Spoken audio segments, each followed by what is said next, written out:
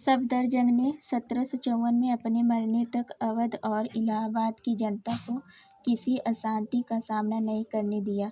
उसने बगावत करने वाले जमींदारों को दबा दिया और दूसरों को अपने पक्ष में कर लिया। उसने मराठा सरदारों से मित्रता कर ली, जिससे उसके अधिकार क्षेत्र में उनकी घुसपैठ न हो सके।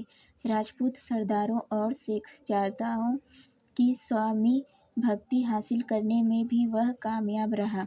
उसने रूहेलों और बंगस पठानों के खिलाफ लड़ाइयाँ छेड़ी।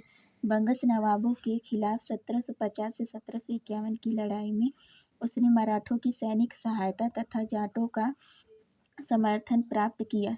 इसके लिए उसे मराठों को प्रतिदिन 25,000 रुपये और जाटों को रोज़ 15,000 रुपये देने पड़े। बाद में उसने पेशवा के साथ एक करार किया, जिसके अनुसार पेशवा ने मुगल साम्राज्य को अहमद शाह अब्दाली के खिलाफ मदद देने और उसे भारतीय पठानों तथा राजपूत राजाओं जैसे अंदरूनी विद्रोहियों से बचाने का वचन दिया। बदले में पेशवा को 50 लाख रुपये तथा पंजाब, सिंध और उत्तर भारत की कई जिलों का चौथ दिया जाने वाला था। इसके अलावा पेशवा को अजमेर और आगरा का सूबेदार बनाया जाना था, मगर पेशवा दिल्ली में सफदरजंग के दुश्मनों से जा मिला, जिन्होंने उसे अवध और इलाहाबाद का सूबेदार बनाने का वचन दिया। इसलिए करार टूट गया। सफदरजंग ने न्याय की उचित व्यवस्था की। उसने भी नौकरियां देने में हिंदुओं और मुसलमानों के बीच निष्पक्षता की नीति अपनाई। उसकी सरकार के सबसे बड़े ओहदे पर एक हिंदू महाराजा नवाब राय आसीन था।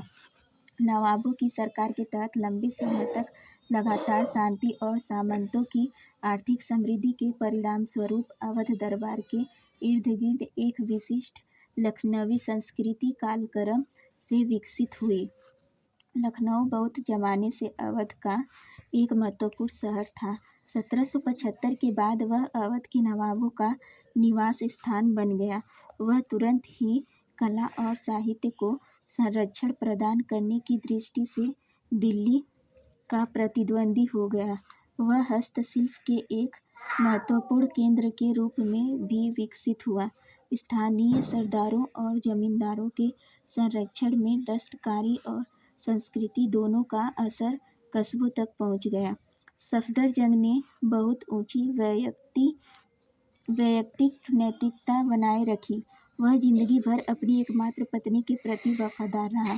असल में हैदराबाद, बंगाल और अवध के तीनों स्वायत्त रजवाड़ों के संस्थापक क्रमशः निजाम उल मुल्क, मुर्शिद कुली खां और अली वर्दी खां ऊंची वैयक्तिक नैतिकता वाले लोग थे। उनमें से लगभग सभी ने संयमपूर्ण और सादा जीवन बिताया। यह इस धारणा को झूठा साबित करती है कि 18वीं सदी के प्रमुख सामंतों ने फिजूल खर्ची और विलासिता की जिंदगी बिताई।